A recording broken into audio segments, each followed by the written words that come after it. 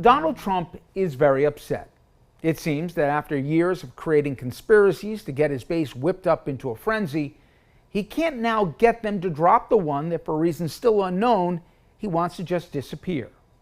Jeffrey Epstein, the notorious pedophile, the poster boy of MAGA universe, whose secret list Trump promised to expose, is now suddenly a hoax, according to the same Mr. Trump. Moreover, he insulted the very people who have stood by him through every scandal, through thick and thin, even telling them if they persisted in seeking answers, he was done with them. It's all been a big hoax. It's perpetrated by the Democrats, and some stupid Republicans and foolish Republicans fall into the net. Trump's tantrum clearly isn't working. A stunning poll shows by more than a 10-to-1 margin that the public does not believe Trump's nothing to see here 180. In fact, his stunning reversal and palpable defensiveness on the subject is only growing the distrust. But of equal importance to skeptics across party lines is the past promises of Trump's own inner circle. Listen to what, among others, Trump's now Attorney General, FBI Director, and Vice President all said of the bombshell report they claimed would see the light of day if their guy won in November. That Jeffrey Epstein story is a big deal. Please do not let that story go. Who has Jeffrey Epstein's Black Book? Black Book? FBI. But who? That is I mean, there's. That's under direct control of the director of the FBI. What the hell are the House Republicans doing? They have the majority. You can't get the list? Put on your big boy pants and let us know who the pedophiles are. Would you declassify the Epstein files?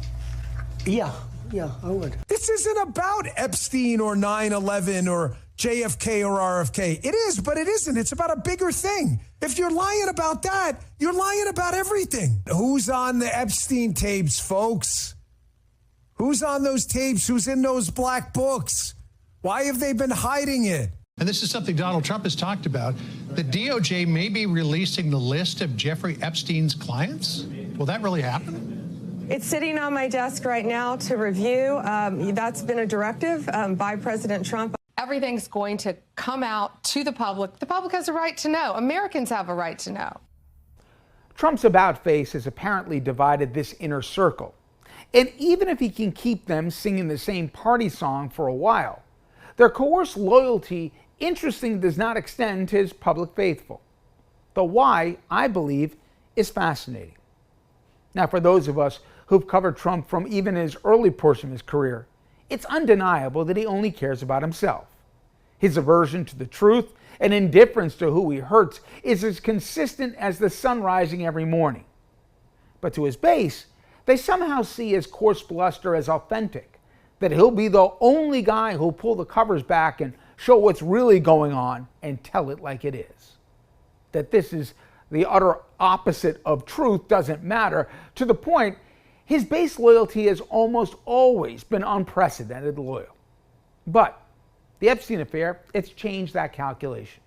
The MAGA crowd likes a conspiracy as much as Trump likes to tweet at midnight. And when he calls them stupid for believing his breathless campaign promise, and the conspiracy includes powerful billionaire pedophiles on a secret island, well, the base has apparently found their line with Donald. Trump came to office telling disaffected voters that they shouldn't trust the government, that the deep state was real and DC was out to get them. Objectively, this has been catastrophic for our country. He led an insurrection against our democracy, yet convinced his base and the cowardly Republicans who ran for their lives on January 6th that they shouldn't believe their eyes, that it was really a day of love.